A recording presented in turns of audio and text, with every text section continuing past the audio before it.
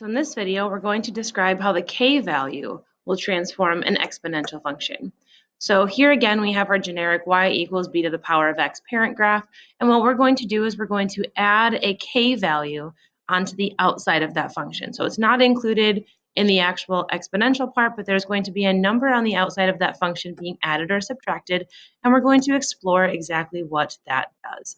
So here you'll notice again, we have our basic graph we're going to compare to underneath that equals y equals b to the power of x. And we've got the green graph on top. That's the one we're going to transform. And then b is currently set to be 2 just because we need to have a number in there. So this time around, we're going to change k. And notice that k is something on the outside of the function. So it's a times b to the power of x plus h, and k is being added on the outside. So here, notice as I change k,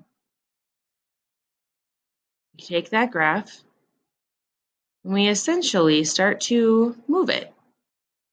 Notice as k becomes 3, 4, 5, we're basically taking that value of k and using it to lift our graph up that many units. Now if k is negative, it does the same thing. It pushes our graph down. Notice the graph has the exact same shape. It doesn't change the integrity of the shape. It's just taking that exponential pattern and moving it around the coordinate plane. In this case, we're moving it around vertically. So when we are changing k, k is what's known as our vertical movement, or our vertical change, or our vertical shift. That's typically the math word that we use. So this is our vertical shift here. You can see that we vertically shifted it up that many units. So when k is positive, we saw directly on the graph that when k is positive, the graph vertically moves up that many units.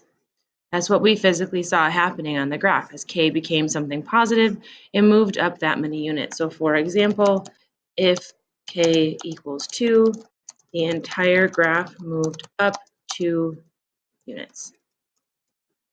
And then on the flip side, when k was negative, essentially what we saw happening is that the graph vertically moves down that many units. So for example, if k is equal to a negative 5, the entire parent graph